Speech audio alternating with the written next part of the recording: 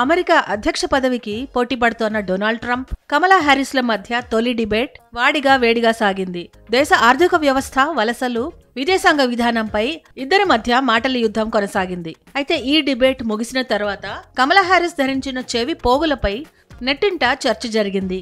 అవి సీక్రెట్ పరికరమని గతంలో టెక్ వెబ్సైట్లలో వచ్చిన కథనాలను గుర్తు చేసుకుంటున్నారు నెటిజన్లు.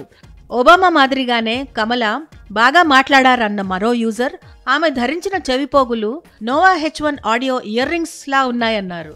ఇది నిజంగా ఇయర్ మైక్ అయి ఉండొచ్చని కొందరంటే, అటువంటి ఇయర్ రింగ్స్ మార్కెట్లో ఉన్నమాట వాస్తవమేనంటూ అనేక ఉదాహరణలను ప్రస్తావిస్తున్నారు.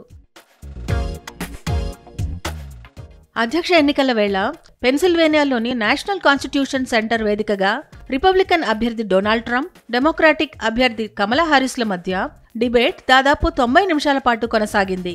ఇందులో ఇద్దరూ పరస్పర విమర్శలు చేసుకున్నారు. బైడెన్ను కమల వ్యతిరేకిస్తారని, ఆయన నుంచి తప్పించుకోవడానికి ప్రయత్నిస్తారని ట్రంప్ చేసిన ఆరోపణలకు కమల ధీటుగా బదులిచ్చారు.